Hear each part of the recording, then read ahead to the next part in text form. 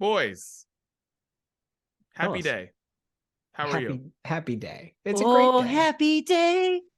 Oh, happy day. Oh, we got And into Sister Act 2. little Sister Act 2 coming on. That's just what Dan needed. He had no idea what he was doing when he just said that casually. No idea he was walking into that. You're supposed to have your voice crack like the first time you say it. Yeah. Oh, happy day. Oh, happy day. And then by the end of this episode, you are going to be like an opera singer. You're going to be so good. Right. Dude, the amount of love I have for Sister Act 2, Yes. it's not even a game. Like, I love that movie so much that, like, honestly, I don't know if I love any other movie more. It's one of my favorites of all time. It is. Back in the Habit. I love it. So happy day. You know what? Forget what I was going to say. I'll do that next week or the week after. Anyways, what movie do you love like Sister Act 2? Dude, Ooh. well, let me just establish. I don't think Sister Act 2 is not like one of my favorite movies of all time. Okay. All right, we'll see you guys next week. We're out. I know you guys love it, and the amount that you guys love it has made me hesitant to say how much I don't think it's that great in the past, but I don't think it's that great. And I don't understand, and maybe that's the debate that we have for the next 60 minutes, but I just don't get it. All right, then fine. I'll reframe the question. What movie, Chris, do you love like me and Dan love Sister Act 2? Dude, well, Sister Act 1 would be one of the movies that would fall into that category. I think the first Sister Act is tremendous. Okay. All right. Why? I just honestly, Sister Act 1, I don't really like. I'm like, what? I don't really like it. It's fine. I feel like it's a nice little, it sets the table for the greatness of Sister Act 2. Kind of like Home Alone 1 doesn't do it for me either anymore. I will fully watch Home Alone 2. It's like, yeah, you need to know Home Alone 1 just to understand that his parents are really stupid and this is how this happens. But other than that, you don't really need to watch it. You need to watch Home Alone 2. Wow. So Chris prefers Sister Act 1. Dee prefers 2. I obsessed with both of them. I don't really know where to go from here. Yeah. Wow. I didn't know this is what was going to happen at the top of the show. I didn't either. And Yeah, I was going to ask what movie do you prefer the sequel more than the original, but it sounds like that's a long list for Dee. Yeah, that's Home like Alone 2. He just mentioned, he gave that example. He likes Home Alone 2 better, so I guess it's not a tough question. I like D2 better than the first Mighty Ducks. Good answer. Good answer. Good Solid answer. answer. Yeah. Yeah. I didn't realize this. I really like sequels. I'm like going through my head. I'm just like, damn, dude, I really like Men in Black 2 is better than Men in Black 1 to me. Yeah. You know what sequel you would love, Dee? Back to the Future 2. You would love that one. I'm not watching. I do like Back to the Future 2 more than Back to the Future. It's yet another volume that Dan loves cover to cover. Yeah. Guilty.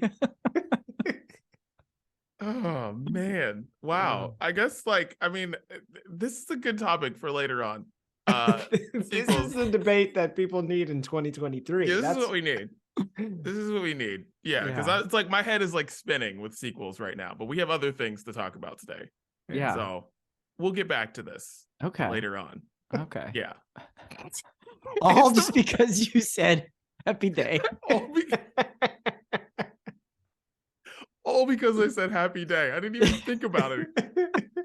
This is the greatest show. This is the greatest show ever. What's up? It's the Brunch Breakdown, aka the greatest show ever. It's Dee out here in Los Angeles. Chris and Dan are in Pittsburgh. And today on the show, we've got a hodgepodge of topics. We're going to be talking about the hardest jobs, what we think the hardest jobs are. And I have a question to go with that as well. A guy broke the Guinness Book of World Records for Disneyland trips. He went there 3,000 times in a row. We're going to talk about that. We've got another edition of SHAQ Court, the segment that will never stop. And we have another topic that I hope we get to, but I'm not going to say it unless we don't get to it. So music, beer, all those things. It's the Brunch Breakdown. Dan, tell everybody where they can find us. I will. And like we just said, this is the greatest show on the planet. And gentlemen, I don't know if you're aware, but this week in history, this is an important week in history for us because 7 years ago, we aired the very first episode of the Brunch Breakdown. 7 years ago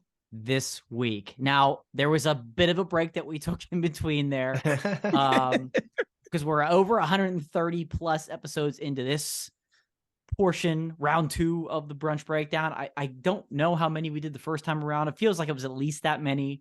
I think we did. I think we might have gotten into the 200s there. I can't remember, but it's been a lot of episodes, 7 years, cover to cover, however you want to put it. But welcome all to our 7-year anniversary of the Brunch Breakdown. Where can you find this miraculous show that's been around for quite some time? Anywhere you can find podcasts, you can find the Brunch Breakdown.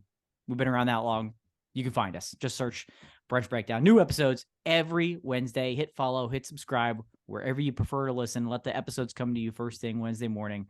We've got video episodes to go along as well. The video version of the podcast. That full video is available on our YouTube page and our Facebook page. Those premiere at noon Eastern, 9 a.m. Pacific. Also on Wednesdays, you can watch those on demand anytime you want as well. Of course, we're everywhere on social media at Brunch Breakdown. And don't forget the Sounds of Brunch, the exclusive playlist on Spotify of what we're listening to this week. We leave on what we were listening to last week for you to get a double dose of everything we've been listening to. Find it exclusively on Spotify. Just search Sounds of Brunch. Beautiful. All right. Well, it's time to get random topics off our chests. Chris, get it off your chest. What you got? Thanks. I think college basketball has a time limit issue. I was working out the other day, just put a random game on TV kind of in the background, just as background noise while I was training. And it ended up being Iowa playing, I think, Michigan State. Okay. And this game, it was like a 9-point game with a minute left. In that minute time, I completed like 9 sets in my workout, and come to find that Iowa ends up tying the game by going on a 17-5 run in 55 seconds. These two teams scored 22 combined points in 55 seconds. It was just constant, like run down, layup, foul, foul shots, run down, layup, foul, foul shots, run down, layup, foul, foul shots. Sometimes they'd hit a 3, run down, layup, foul, foul. Like it was unbelievable how long this game took. And it just exacerbated a thing I've always hated. It's like the one thing I've always hated about college basketball is like how long you can draw out the end of a game. The last 2 minutes of a college basketball game, if it is within 3 to 4 possessions, can take forever. And just the other day, I sent to both of you the video of the pitch clock now in Major League Baseball, and they're just firing off pitches one after another after another. It was maybe the best thing I've seen from baseball since the steroid era. Okay. I am in this very weird place right now where I am actually thinking that like baseball is more progressive than basketball. I don't know what to do. I don't know what you can we like limit the amount of intentional fouls you can do at the end of a game to like limit some of this stuff? I don't know what the solution is. I don't know if you guys have any creative ideas or solutions, but it's just, you shouldn't be able to have a 17-5 run in 55 seconds. That just shouldn't be possible. And that 55 seconds of game time probably took 20 minutes of human time, and it has to stop. Yeah, I don't know what you do with that. And it's funny you mentioned that about basketball, because the Super Bowl, the last 3 minutes of the first half took 35 minutes. Oh, because I was like, oh shoot, man, this game is flying. Like we're all right. So I went and like did something. So I was like, yeah, like the halftime show's about to start. I want to make sure I watch that. So like went and like did something. I think did something for the kids or something. And then like came back and I was like, what the is going on? It's still happening. 35 minutes it took to get from 3 minutes to the end. And it's like, and when you have passing teams, like that stuff happens. You know what I mean? And I feel that way about basketball a lot. I wish they would just call it like technical fouls or something, so then nobody could do it, you know? But I guess there's no perfect way. It's not like it's hockey, you know? Because like when there's the time in hockey is the time in hockey. It's over, you know? It's done. And it's one of the most amazing things in the world about hockey is that like, no, when you go to the game, like this is the time you're going to be there and this is the time you're going to go home. That's it. You know what I mean? But with all the other sports, you have no idea when you're going home. You have no clue. I don't know what you do with it, but it's a very frustrating thing. Yeah, and it's interesting, Chris, that you brought up the video of the pitch clock in spring training. Like, can we add a shot clock during free throws where you've got a certain amount of time to get your free throws in? You know, and it's complicated because, you know, there's a referee involved and then the ball, if the ball goes over here, you got to have another ball. Like, speed that up. You've got to be able to limit timeouts. I think they've already done that a couple of years ago, but like maybe inside of 2 minutes, you limit timeouts. The stoppages are still going to happen, but maybe that's just another thing. And limit the TV timeouts. Let's just say that the media timeouts. Yeah, dude. Okay. We've all worked in that industry. There are scheduled media timeouts. Once you're inside of 4 minutes, there's one.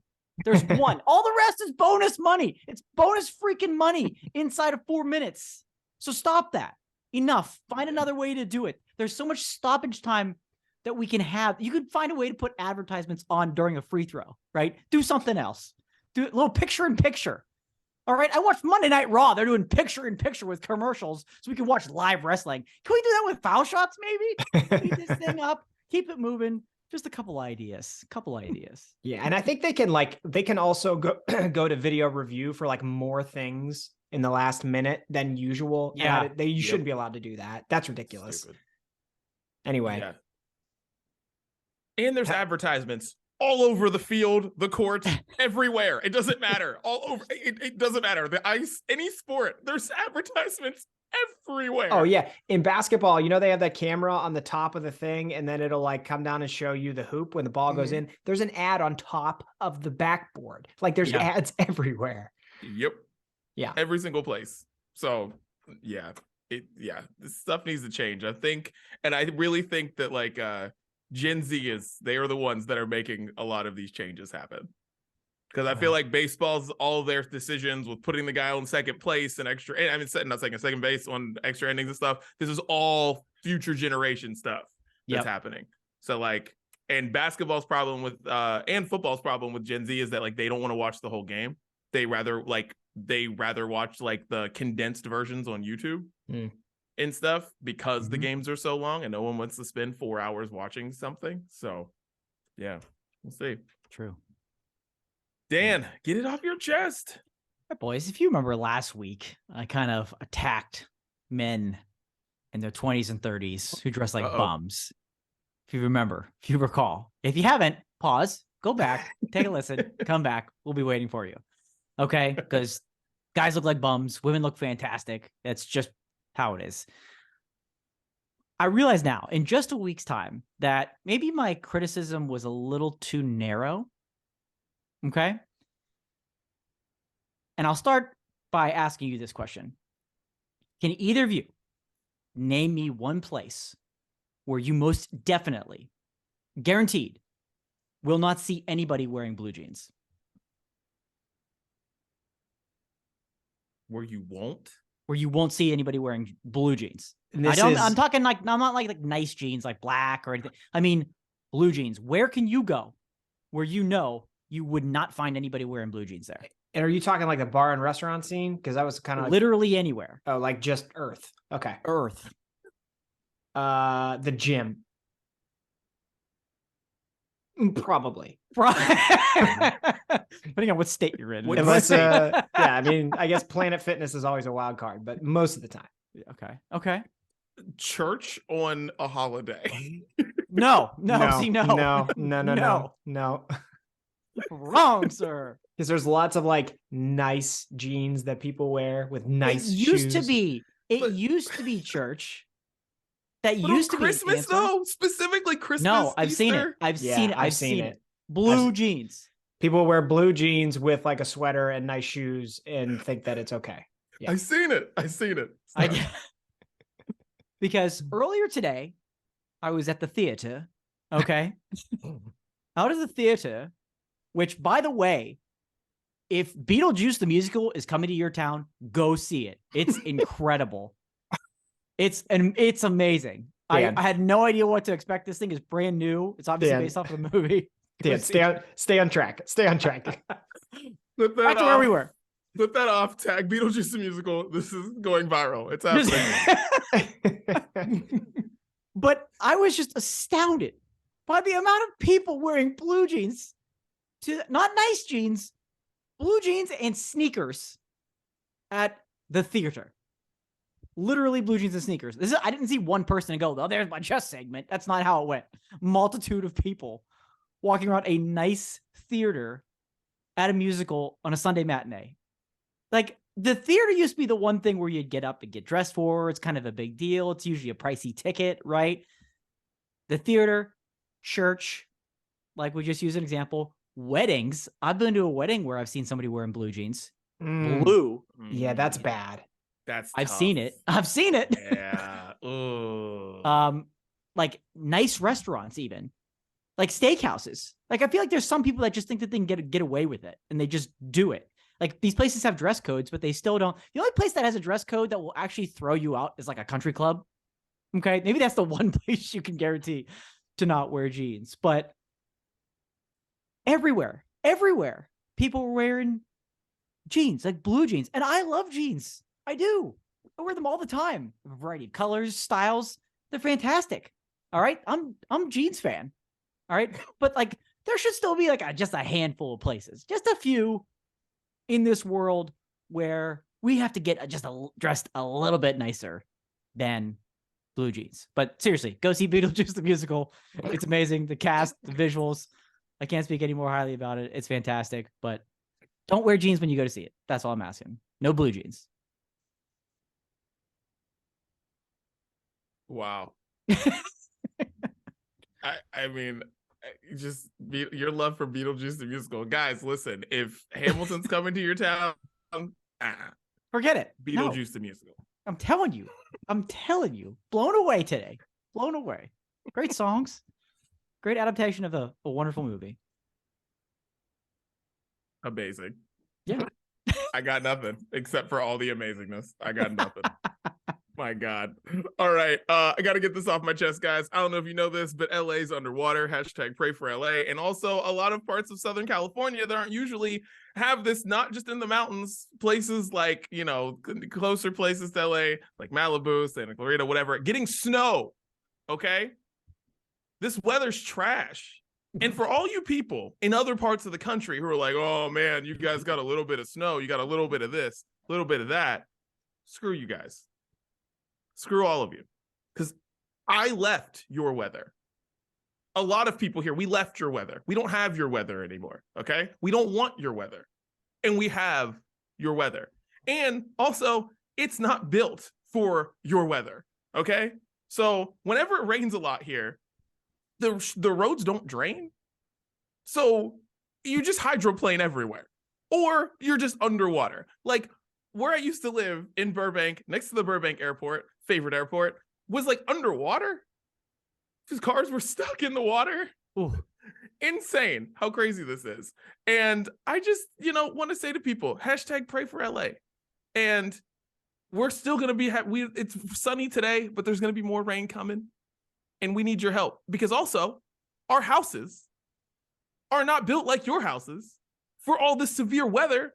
Because the way they put doors on, apparently, the way they put windows on, apparently, is not ready for rain. So there are so many houses in LA that are just having like little leaks, like my own. And it sucks. And I need the rain to stop. And I need it to stop now. I need all of this weather to quit. Like, whoever's playing a nice little joke up there, it's fun. You hope you had your fun. We're done here. I'm not trying to pay somebody thousands of dollars in the spring when the rain stops to freaking patch up all these things in my house. So, yeah, had to get it off my chest. Hashtag pray for LA. Yeah, it seems like we've had an extremely mild winter here, and you guys are just getting trashed. Like, I'm just gonna throw out a couple numbers here for you here. No context. Ready? 54, 52, 56, 54, 60. Okay. Here's another set of numbers. 51, 52, 55, 65, 53. Those, gentlemen, are the high temperature forecast in Pittsburgh, in Los Angeles and Pittsburgh, respectively, over the next couple of days. Not a huge difference if you were paying any attention. 50s and 60s. It's the same. Not one day, not two, not three, not four, not five, multiple days. And we may get a little bit of rain. I don't know, but we'll pray for you. Thank you. I appreciate your prayers. Trash weather. I don't want bad things to happen to your house. I do have a little, it's like I'm sympathetic, but like it's hard for me to be sympathetic. You know, understand what I'm saying? Because like how many years have you lived out there? 8. Yeah, you had a lot of good weather. Screw you, Chris. I hope you get sick again this week. Screw you. Well, you know what, Dee? Lucky for you, it's probably going to happen. I hope you get sick, and the only thing on TV is Sister Act 2, and you can't change the channel. You've broken your arms. Your arms are broken too.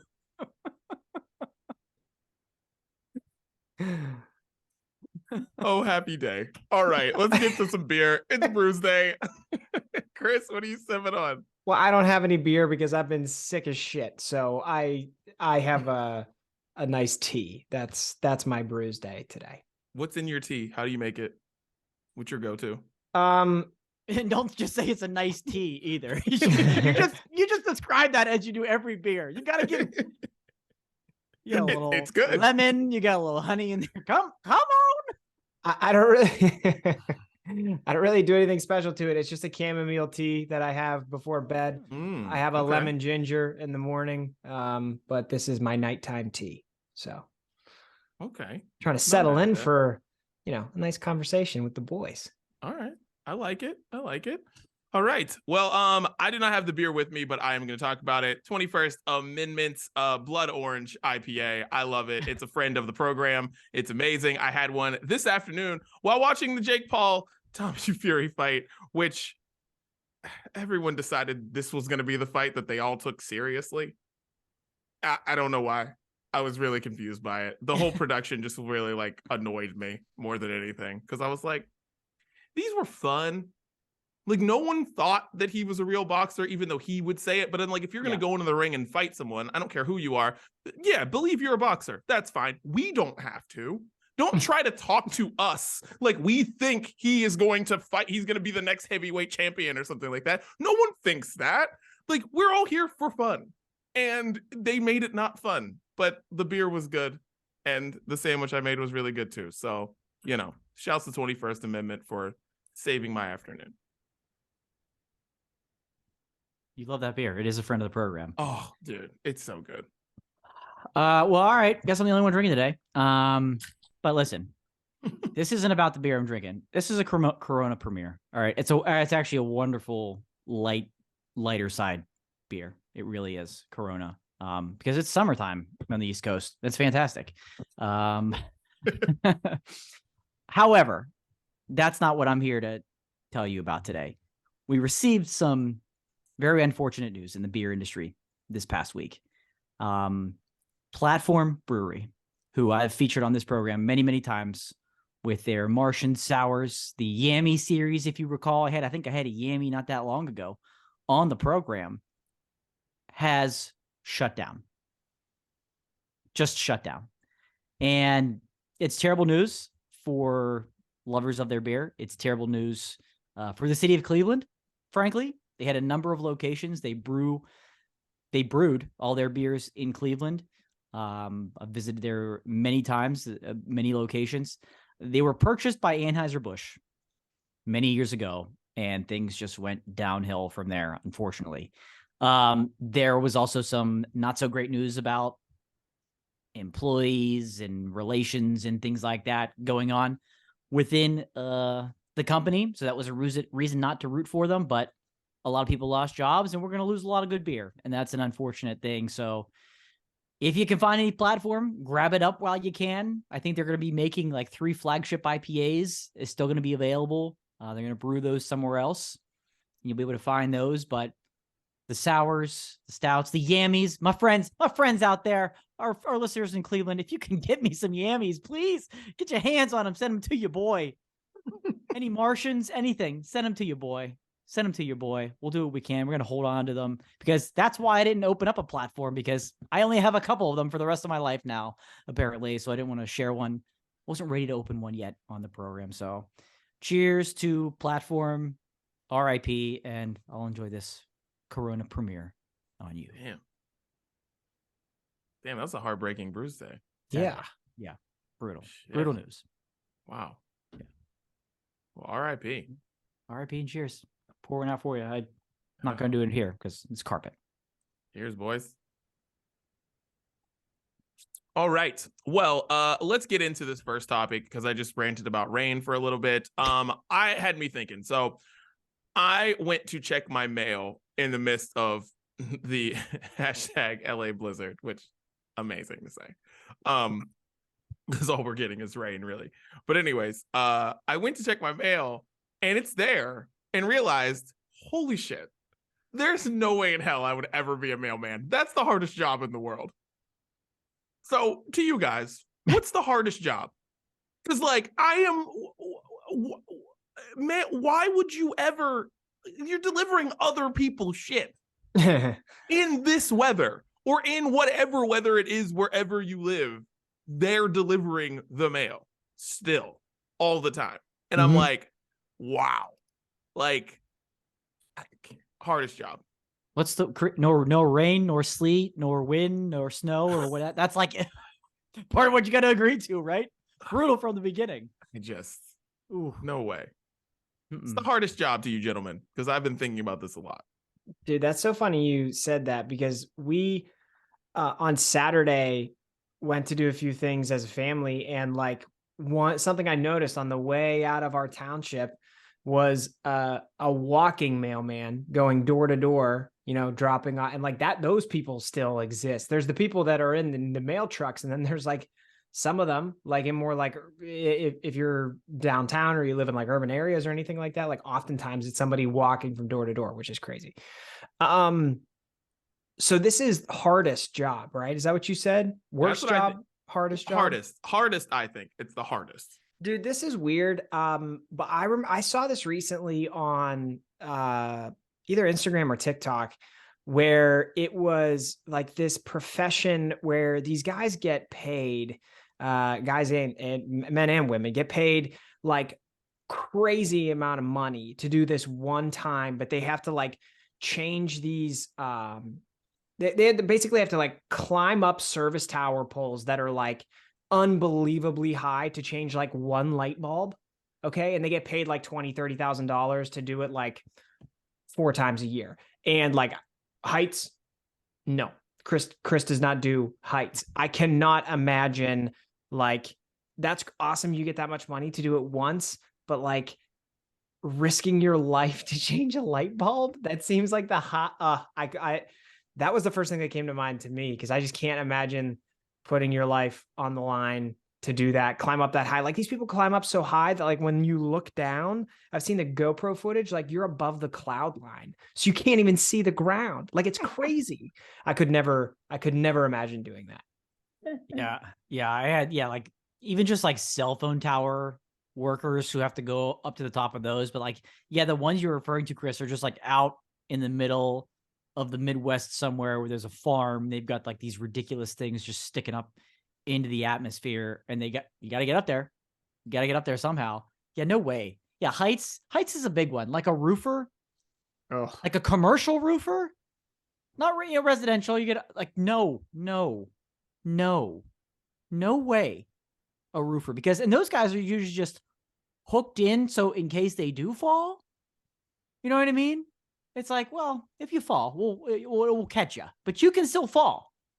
You can still fall. You just gotta hope that the levers are tied tightly enough. But being up on a roof, like a roofer in California, even like in 112-degree heat when it's not raining up there, like, no, thank you. There's not a whole lot of comfortable time to be changing a roof anywhere.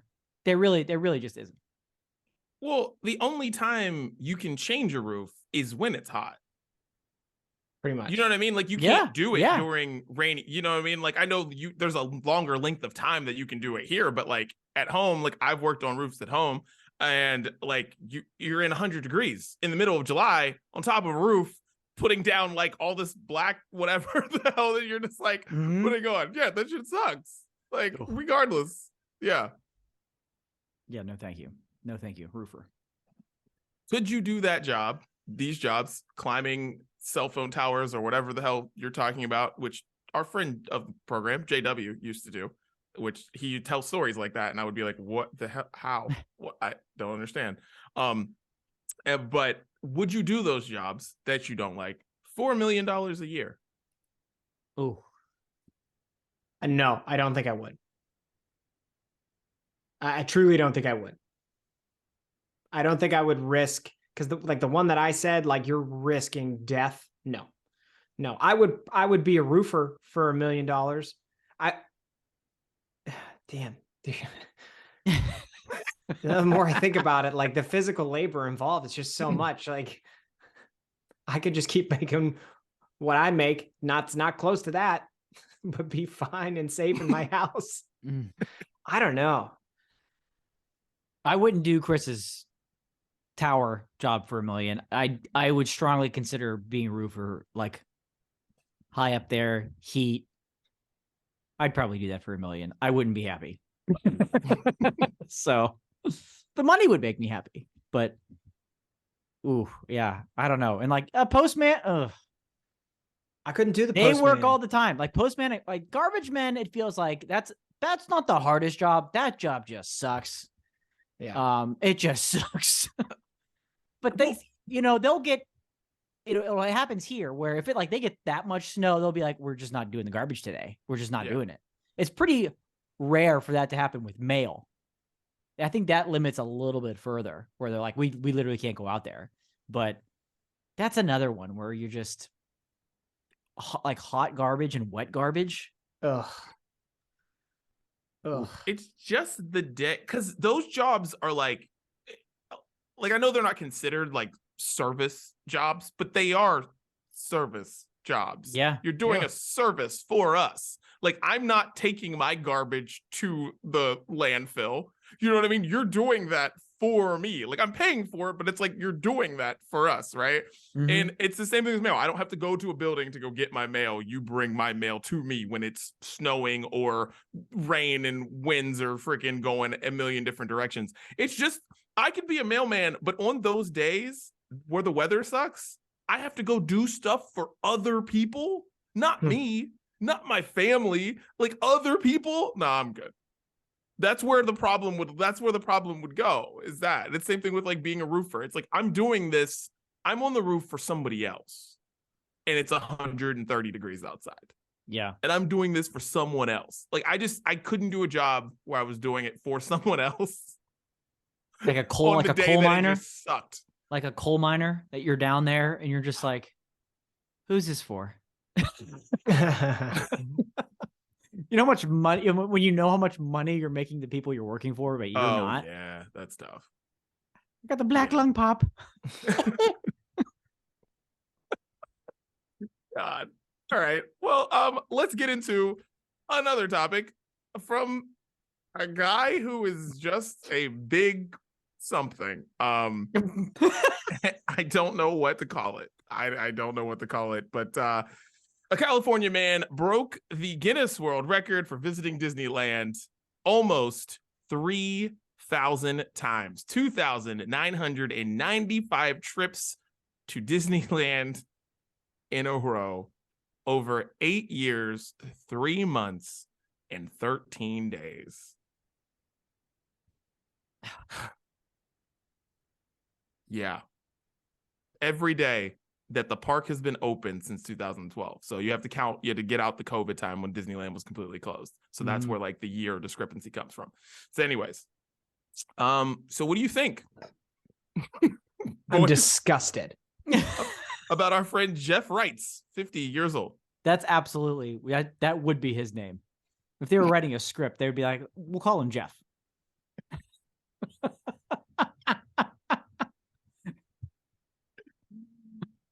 I mean, it's just a fascinating story. You kind of you should read the whole story because it started out like going a couple of times, going with people, and then it's just turned into him like going to walk around. He's just going and taking walks in pictures. Hey, not that's going not on creepy. rides. Yeah, not going on rides. But he's like, he'd go and once he realized the streak was kind of moving along, he's like, oh, I got to keep going. And he would like still have a full-time job, and he'd have to try to get in there by the end of the day, by the time the park closed. Just go around for a walk and get out of there. What? That's a lot, dude. That's a long time and a lot of money spent to have an article written about you and probably a certificate from Guinness. Oh, man. That started before we started recording the first edition of the Brunch Breakdown. How about that? So that means, wait, you said it was eight years and some 8 change? years. Yeah. Mm-hmm. So we were, I was 26. I was 20, holy moly, 25, 26. That, you know, if he's a sweet guy and, you know, it's just a cool thing that he fell into, good for him. I didn't read the article. I didn't want to click on the article because I read the title to the article and it creeped me out, guys. It creeped me out. That's not a record a middle-aged man should be going for. It's just not. It's not. It's just not. It's not. It's what my daughter should try to set from now until she's 10. Like that's what, you know, that's, I don't know. It just creeps me out. I didn't read the article. I'm sorry. How does he afford to do this? That's the first thing that went through my head is that's a lot of money. It's a lot of money. Also, if you haven't been to Disneyland isn't big. It's just 2 parks. They've done some expansion and stuff, but like, it's not somewhere you spend a week. Like, it's not like Disney World where there's like all these parks and water parks and all this other stuff that's like all about Disney World. Disneyland is 2 parks. So that makes it ultra weird to me that he decided to go there all the time, because him walking around makes sense because literally there's not that much to do there. There's nothing new that is going on there. Like, you're not visiting like one of the 6 Disney World parks every day. You're going to one or the other. You're either going to California Adventure or to Disneyland. Dude, listen, I don't want to shame people for doing what they love. But this is just, at some point, this is just stupid. It's really stupid. And even like if it's stupid. He wasn't getting good perks along the way. There's a quote in the article that says, they offered me dinner for my completion of the 2nd year. Dinner. That was what dinner that was was it? the Is offer. what I want to know. You came 2 years in a row and you're like, they offered me a dinner. So what motivated you to go the 3rd year? That's my question. Okay. And then when he hit day 2000, much deeper into the streak here in 2017, they presented him with a gift backpack. Is that not less than the cost of dinner? Like, at what point is Disney like, we got to stop this guy? That's what they're trying to send the message. What was he motivated by then? It's so weird. It's a little weird. There are other records that could be set. Like, you could try other ones. They do it on like daytime talk shows all the time. They try to break records all the time. You could try to do something else. That's true. You can Like, literally try anything else. anything. Yeah. Oh my gosh. I mean, like, I'm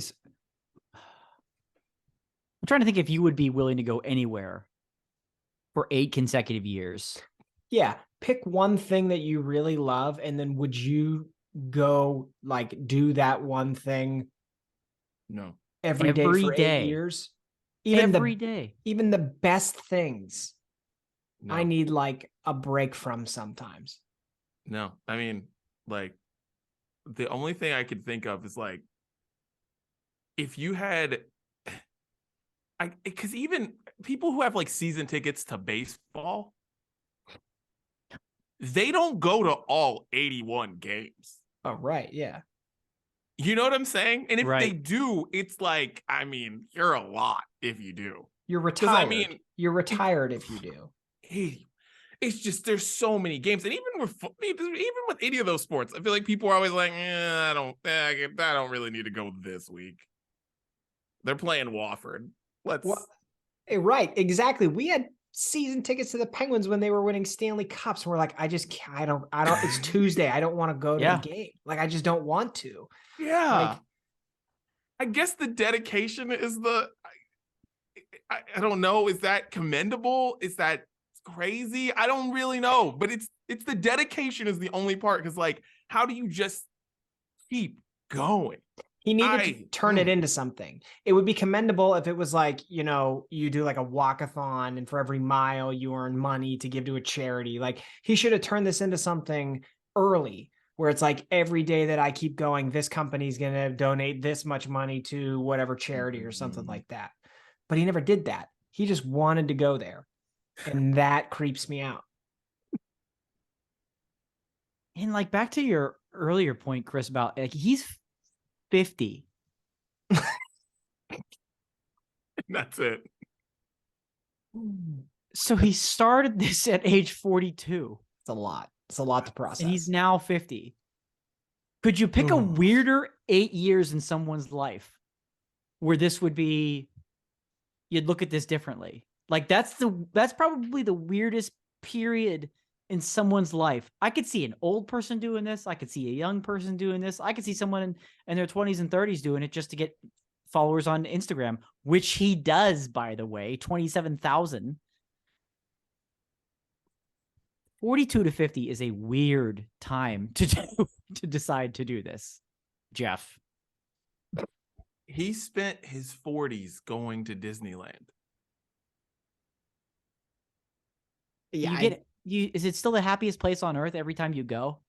Where like after a couple of weeks, you're like, it's Monday. Here we are. Wow. I have to go to Disneyland next week, and I'm not excited about it. Dude, just stop it right there. You said I have to go to Disneyland. Oh, have to. Yeah. You should DM Jeff. Yeah. Ask for a meetup. See if he Give wants me advice. Maybe he wants to walk a loop. You never know. Ask him what is like. You got to ask him a weird question. Like, what's the best bathroom in the park? Where is it? That's a good one. That is a good one. That is a really good one. What is your go-to? What's your go-to? When you're taking your 8 p.m. stroll around Disneyland. Listen, sometimes you had chili at lunch and you just had to get to the park, but you had to find the best bathroom in the park. What's your go-to? Where are you going? You know it happened. It happened at least once. Oh, had to have. Emergency 1000%. situation. Yeah. Oh my God. Jesus. All right. Congratulations. Congratulations, Jeff. You interesting man. Yeah. Spent your 40s going to Disneyland. What are you gonna do for your 50s? Universal, here we come. All right. Well, let's get into our new segment, SHAQ Court. Ladies and gentlemen. Speaking of weird. If you missed it last week, we started a segment called SHAQ Court because SHAQ endorses or is part owner in a lot of products. And of course, SHAQ takes pictures with lots of them. And I'm like, this is weird. And this is the one that actually started the segment. This right here. SHAQ with a printer and printer cartridges for Epson. Kiss expensive cartridges goodbye. In quotes, by the way. Is that SHAQ's quote? Apparently. And by the way, if you're listening in your car or whatever, you don't have a visual of this. What happened to Shaq's neck in this photo? Because the shirt he's wearing just, what happened there? This doesn't look right. Is there a hood on the back of it? I'm assuming there's a hood on the back of it. I think so, but like something's off here. Like we see Shaq in suits like all the time on TV. He has a neck. There's no neck here. The shirt just like rolls up. It's almost at his ear. I'm just a little concerned about what's happening there. Look at that. Look at that face. And look, he's got the tongue out. He's so excited about this. He got the tongue out a little bit. He's so excited about printer cartridges. All right. So, all right. It's a hood, I think. But the right side or his left side, doesn't look like it's a hood. Doesn't look other right. side does. But also, the shirt just looks too small. Right. It looks fake. It looks like a fake shirt, but it's probably not. Look at the. He's holding a printer, and it looks like it's a football. For crying out loud, dude! That's what I was gonna say. I'm 100% positive that he's not actually holding these things. He just posed. They told him how to pose. I don't think he's holding these cartridges. Go to the cartridges. There is no way on planet Earth he's holding those cartridges. That's all fake. He's not holding that printer. He's not holding that printer, dude. If that printer is actually, now we obviously know Shaq's a gigantic human being. If that printer is that small, no wonder you have to sell these refills, because like the cartridges got to be so damn small. Look how small that printer is. I really think that printer is actual size. Yeah, man. No, This doesn't make me want that printer. It's like, that's too small. Have you guys seen the commercials on TV for this? Have you seen Regrettably, yes. Yeah. I have not. So like he does like a shimmy when he fills it. He's like, just fill and chill, baby. And he like does like a shimmy while once he puts the thing, because the whole thing is like, you don't have to go through this whole thing where you gotta like pop the one out and then put the other one in and do all this stuff. Like get your fingers. It's like you just unscrew the top to these little jars and you just plop it on the top and it like fills with ink, and then you can go do other stuff, because apparently there's a ton you can accomplish in the 22 seconds it takes to fill with this cartridge. Mm-hmm. And so then he's just like walking around his apartment doing other stuff, and he's like dancing, you know. Shaq's like real super excited, and he says, just fill and chill, baby. Just fill and chill. The Epson Eco Tank printer is what this is. It seems like a kind of a good idea. It seems like, rather than replacing cartridges, right, this seems like it would be financially a good idea. This probably costs less to fill the ink than doing the cartridge thing. Well, that's why Shaq gets behind these weird products. Besides pepperoni, these are weird products.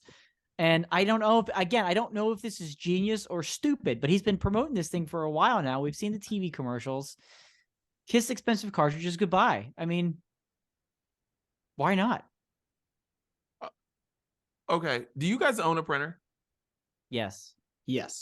Okay. So do I. I just bought one like a few months ago. I hadn't had a printer in like years, like at my house. Would Shaq make you buy a printer? Like if you saw this as a big cardboard cutout at Costco or at Target or wherever, or Staples, is Shaq making you you're looking at that and saying, give me the Epson, guys? And no, that's what I need. In a weird way, I think he could over time, because like if I see that cardboard cutout of Shaq, I'm going to remember it because it's Shaq, right? Just like last week with the alkaline water and he had the thing balanced on the top of his head. I won't forget that now because it's Shaq. And for printers, I just got a new printer too, but like 5, 6, 7 years down the road, may I need to replace it? It's possible. And then when I go to look for printers, I'm going to see a bunch of different brands out there. And I'm not going to know what most of the brands are, but I will remember Epson because of this stupid photo and just fill and chill. And for some weird reason, that will make it more legitimate to me. and then there's a higher chance that I would buy it in the future. Damn it, Chris. That's good and that's advertising, right? Yep. Because it's like, yeah, I don't need a printer tomorrow, but in a few years, maybe I will. And I'll just see Epson and not remember why. I'm not going to remember SHAQ. I'm not going to, you know what I mean? I'm not going to remember how ridiculous this picture is. All I'm going to remember is there's a reason Epson is in my head. Why is Epson in my head? Anyways, that's the one I'm going to go buy. Mm-hmm. Yeah. That just fill and chill is just going to be secretly in the back of your brain. You're not going to know why. That, by the way, apparently that's the quote from SHAQ. If you look at this advertisement, not the one up top with the quotations, just fill and chill, SHAQ. Damn it, SHAQ. I mean, I guess it works. Damn it. I guess it works. It shouldn't, and it makes no sense. But here we are talking about another wacky product that Shaquille O'Neal is the face of for whatever reason. But that's what I said last week, guys. There are very few people that have the universal appeal to do this, and SHAQ is one of those people. Maybe there's so many better things he could be doing. Man, I hope he's making money. That's all I'm gonna say. I hope he's making money. Epson playing the long game. Damn it. Another controversial episode of SHAQ Court. Now let's get into music. Gentlemen, what are we listening to this week? I will get it started, guys. Skrillex put out an album, and this is like an R&B hip-hop fusion album, and it's just amazing. I love it so much. I haven't stopped listening to this thing. It's called Don't Get Too Close. Honestly, it's my favorite album of 2023 so far. From song 1 to 12, it's just freaking awesome. I'm probably going to put like 3 songs on here, but there's a song with Justin Bieber that's awesome, a song with Kid Cudi that's awesome. There's a song with this dude named Prentice called 3 a.m. That's probably my favorite song on the album. It's amazing. I'm telling you, this shit's it. I love it so much.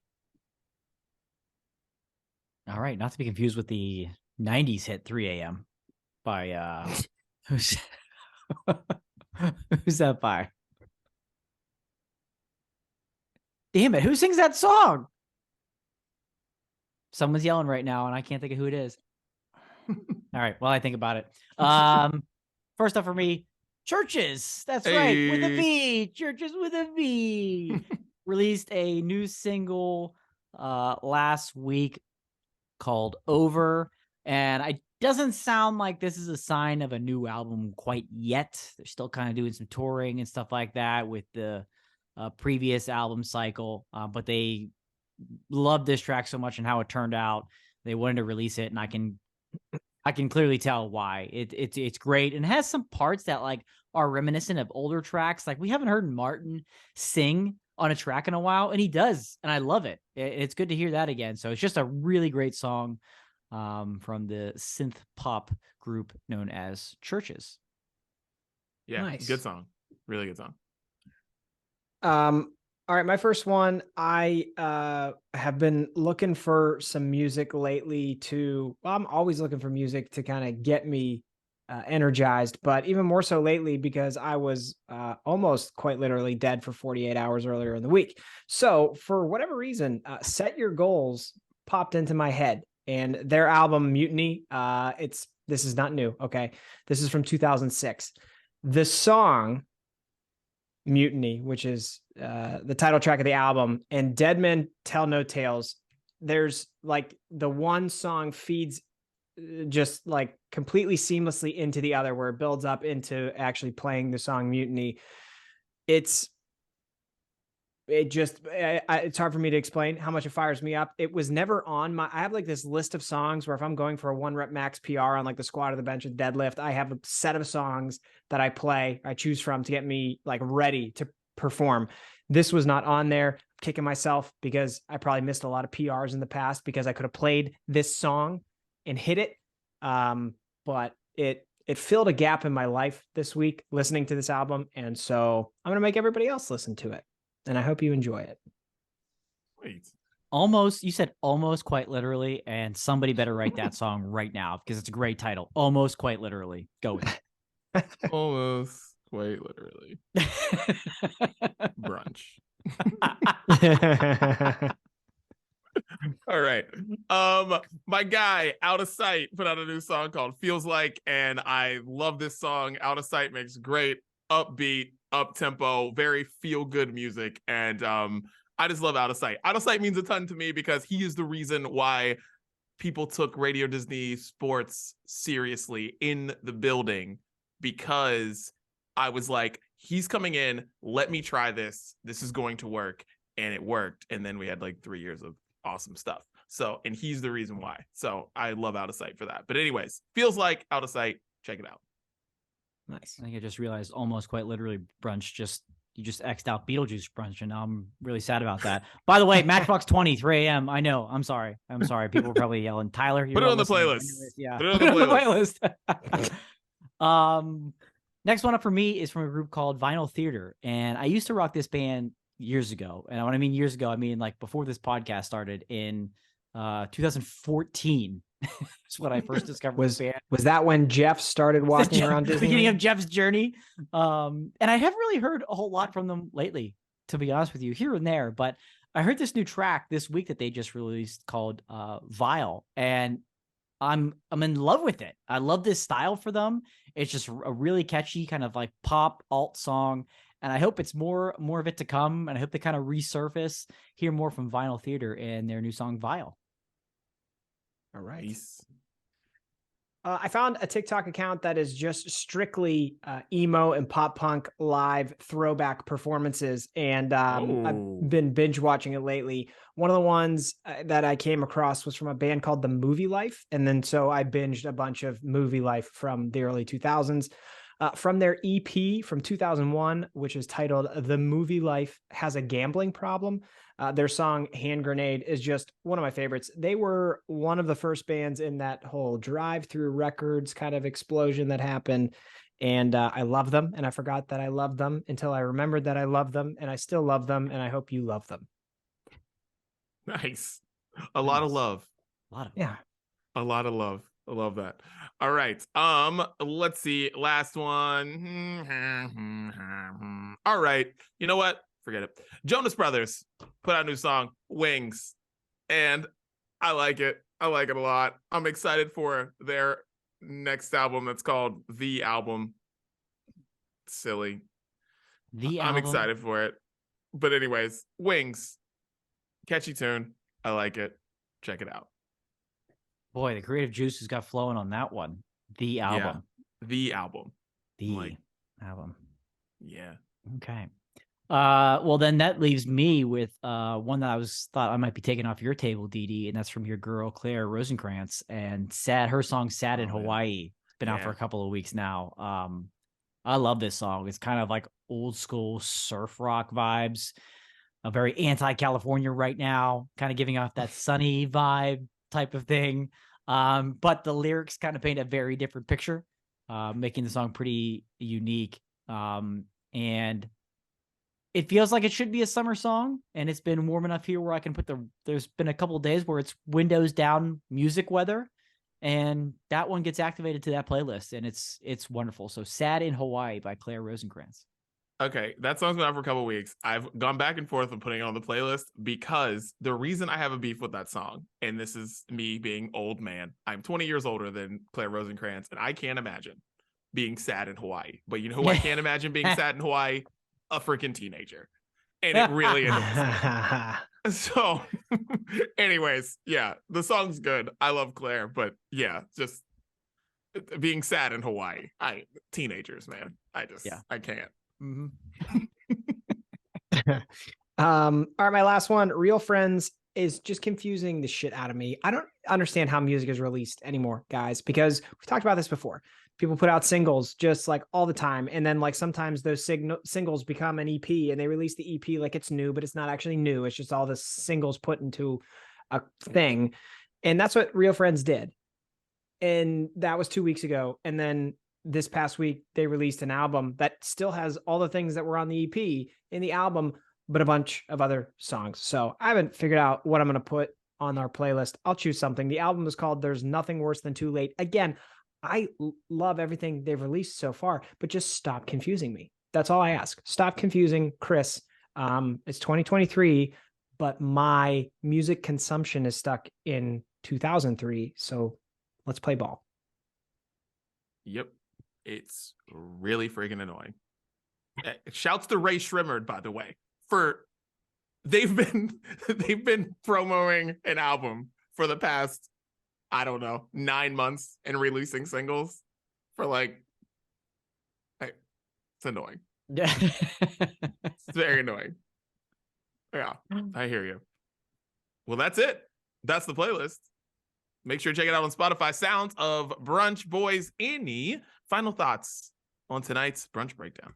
Yeah, Didi, I love you, man. Dan, I love you too. But Didi, I don't want your house to flood. Okay, I want you to know that. I sympathize for the trickles and all that you've got going on over there. I've seen that sunshine too. You understand? You understand where I'm coming from? You lived here, so it's just, it's hard for me to relate. Fine.